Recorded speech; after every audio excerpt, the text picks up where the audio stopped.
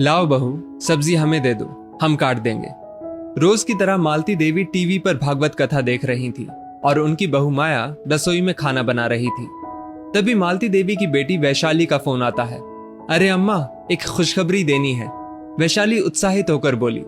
तेरी खनकती आवाज से ही समझ सकती हूँ कि खुशखबरी क्या है। हमारी लाडो कोमल का रिश्ता तय हो गया क्या? मालती देवी बोली। हाँ माँ, कोमल का रिश्ता तय हो गया है। लड़के वाले बहुत ही खानदानी और रईस हैं। लड़के वाले कल ही सगाई करने को बोल रहे हैं। आप सब भी आ जाते तो अच्छा रहता। वैशाली अपनी माँ से बोली। नहीं बेटा, हम नहीं आ पाएंगे। इतना दूर का सफर है, यूं अचानक इतनी जल्दी सब व्यवस्था नहीं हो पाएगी। कोमल को हमारा आशीर्वाद देना। मालती जी बोली। अम्मा, भैया से कहना शगुन की तैयारी अभी से शुरू कर दे, किसी चीज की कमी ना रहने पाए। पिछले साल हमारे नए घर के गृह प्रवेश की पूजा पर कितना कम शगुन दिया था उन्होंने। मेरी सास जेठानी के सामने मेरी तो नाक ही कट गई थी। इस बार ऐसा ना होने पाए।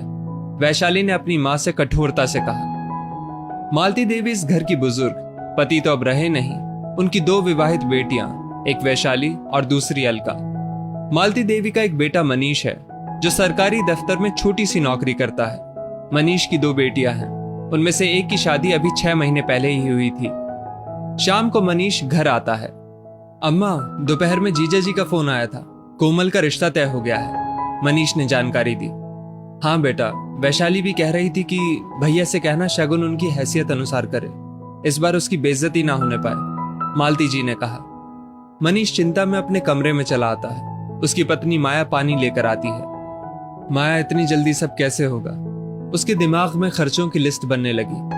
अभी 6 महीने पहले ही तो कर्ज लेकर बड़ी बेटी की शादी की है। अभी तक कर्ज चुका रहा हूं। छोटी बेटी भी 1.5 साल में शादी के लिए तैयार हो जाएगी।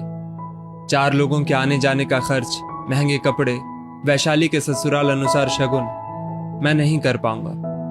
पर बहन की इज्जत का सवाल है, मैं क्या करूं? कुछ समझ ही नहीं आ रहा। आप चिंता ना करें, हमारी हैसियत अनुसार जितना बन पाएगा हम जरूर करेंगे, माया ने कहा। मालती देवी ने अपने बेटे बहू की सब बातें सुन ली थी। मनीष पूरी रात चिंता में सो ना सका। अगली सुबह, माया माया, मनीष चिल्लाया। क्या हुआ आपको? माया ने देखा तो मनीष पूरा पसीना पसीना हो चुका था। मुझे सीने में दर्द और सांस लेने में तकलीफ हो रही है, मनीष ने धीरे से कहा। जा पूजा, सामने वाले भैया को जल्दी से बुला ला, माया ने अपनी छोटी बेटी पूजा से कहा। पड़ोसियों की मदद से मनीष को तुरंत अस्पताल ले जाया गया। डॉक्टर ने मेजर हार्ट अटैक बताया। मालती देवी से आईसीयू में जिंदगी और मौत से जूझते अपने बेटे की हालत देखी नहीं जा रही थी। माया का तो रो रो कर बुरा हाल हो चुका था। सर्जरी की जाती है। 24 घंटे बाद डॉक्टर कहते हैं कि खतरा टल गया है। बस आप सब उन्हें तनाव से दूर रखें और आराम करने दें।